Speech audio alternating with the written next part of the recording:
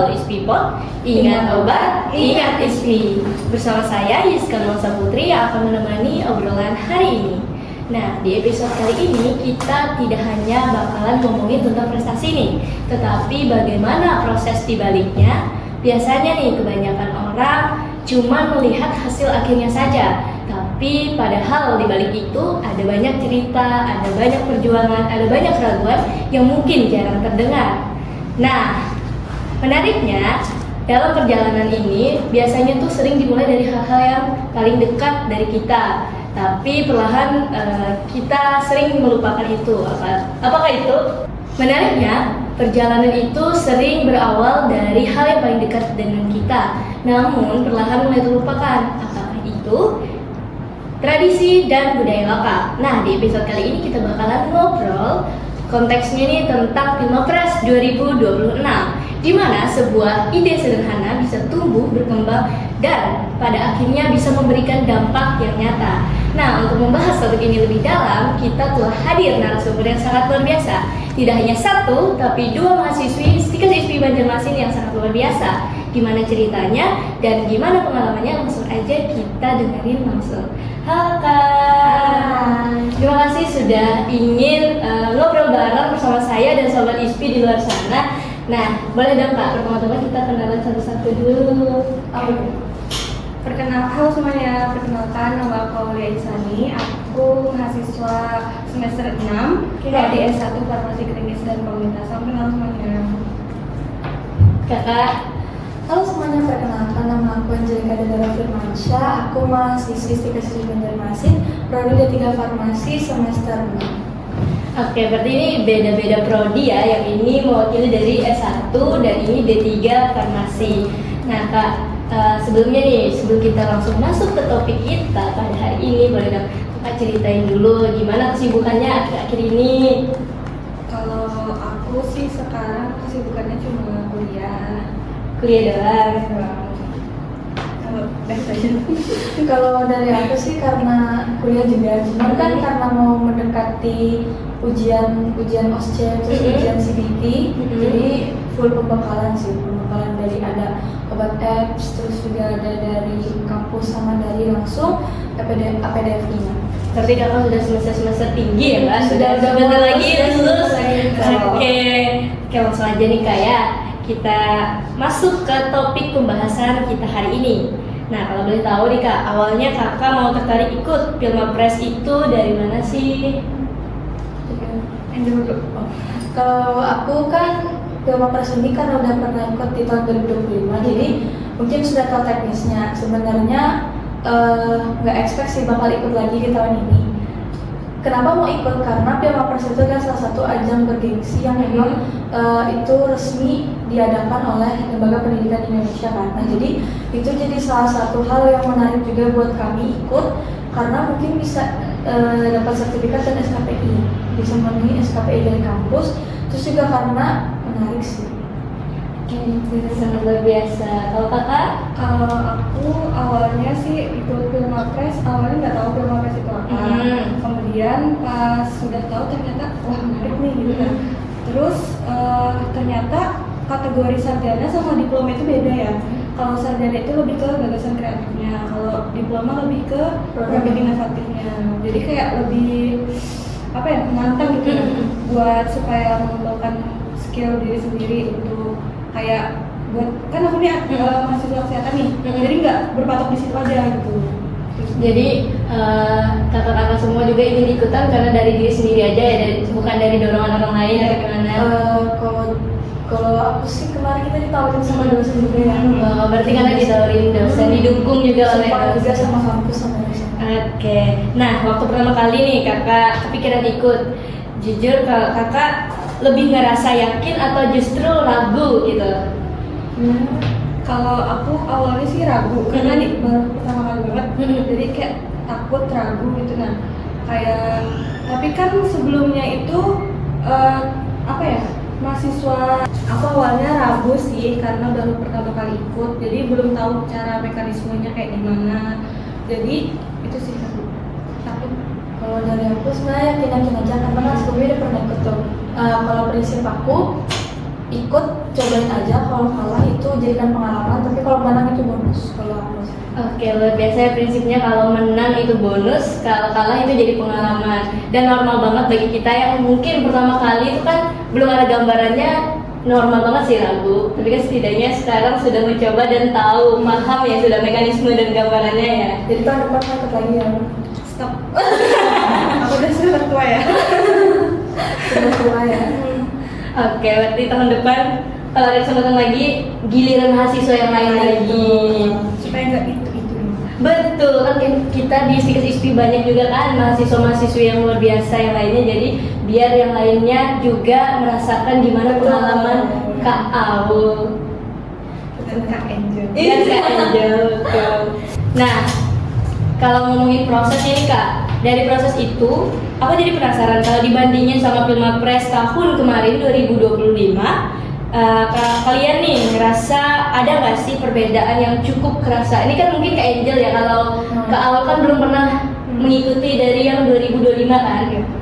Kalau secara teknis itu masih sama aja, kita harus ngumpul berkas-berkas pendaftaran, ada yang namanya borong juga, terus kayak video ya. Kalau Aul kan apa kemarin tuh gagasan kreatif. Kalau aku tuh produk inovatif, jadi harus ada prototype atau gambaran dari produk itu sendiri, sama sih kayak tahun kemarin kurang lebihnya. Cuman mungkin yang beda di sini tuh adalah konsepnya aja sedikit diubah. Karena kemarin tuh juga waktunya agak mepet, jadi kalau aku kan sebelumnya sudah ngambil seni tuh. Nah sekarang ngambil seni lagi, cuman konsep dan idenya tuh diubah. Kalau tahun lalu itu ada Bandung Art Space, nonton podcast yang tahun lalu itu ada. Kalau sekarang itu namanya Tatamba. Nanti kayak mungkin kalau di konsep kayak pendaftaran dan sebagainya, pemberkasan administrasi itu dia sama aja. Cuman yang beda adalah konsep inovasinya sekarang. Oke. Nah, kalau kakak nih disuruh mendescribe 3 aja kata buat Pilmapres 2026 ini apa?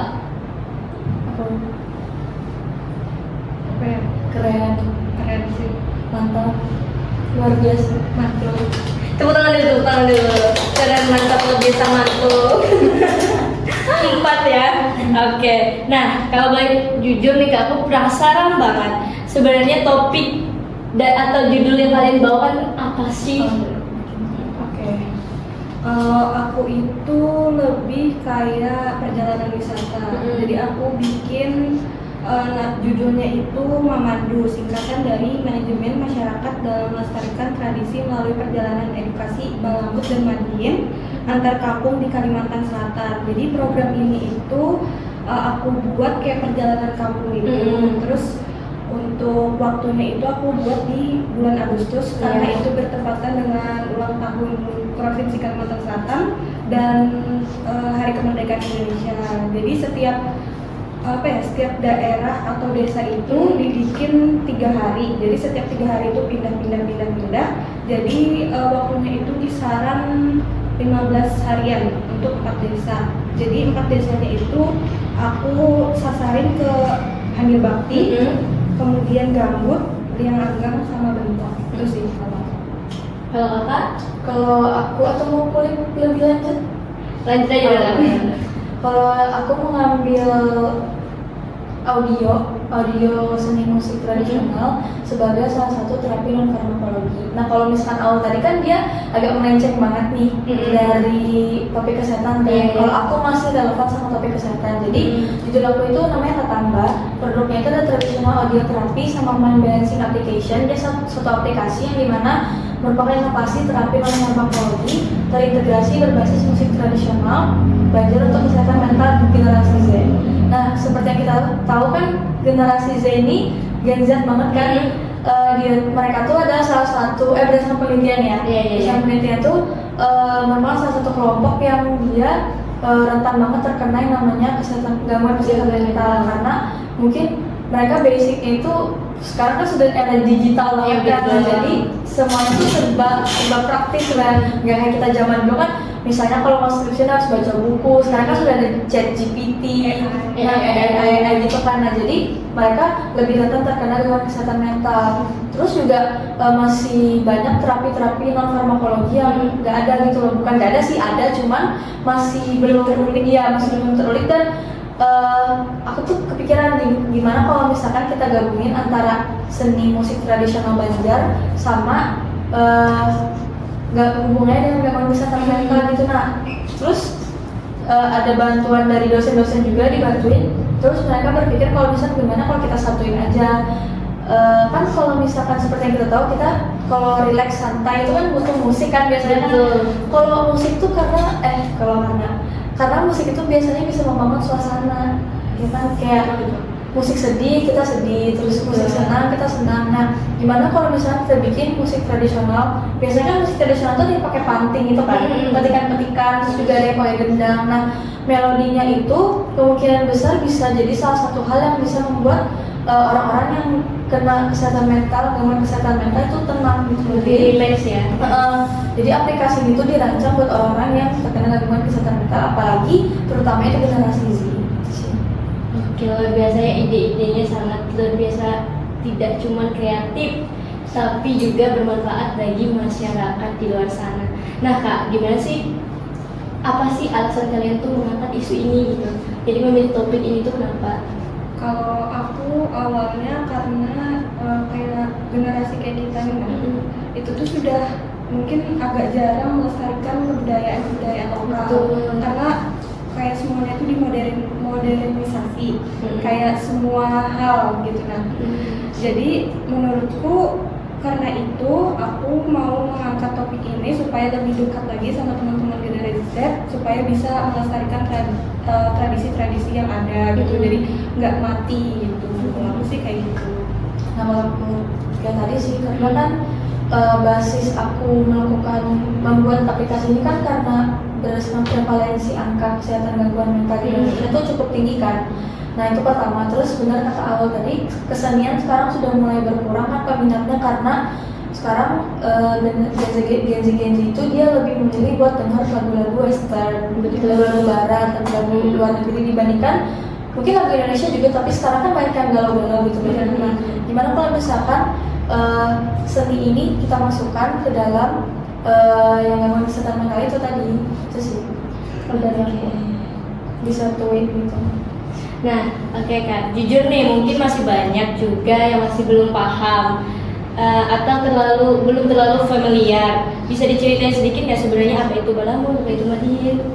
Oke, sebenarnya Balamun sama Madihin itu keduanya tuh memiliki kesamaan, yaitu sama-sama kesenian yang dari lisan.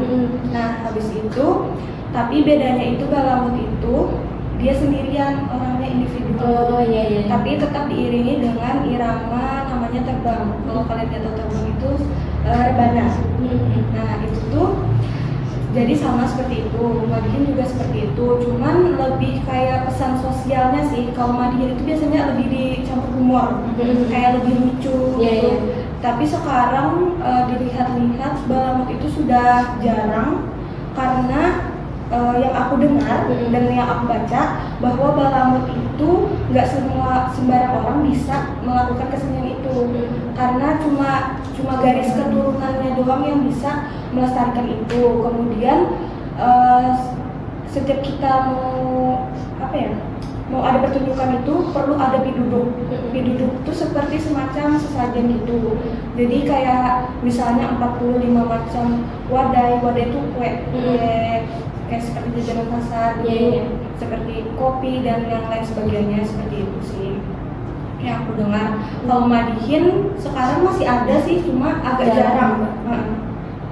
Biasanya di pesta-pesta pernikahan masih ada kan ya Madihin? Ada sih, cuma sekarang jarang. Nah ya, itu sih kalau Oke, terima kasih ya Kak ya sudah menjelaskan apa itu Balamun, apa itu Madihin.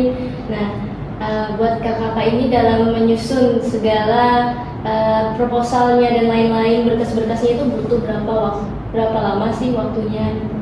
Sudah dipersiapkan dari berapa lama?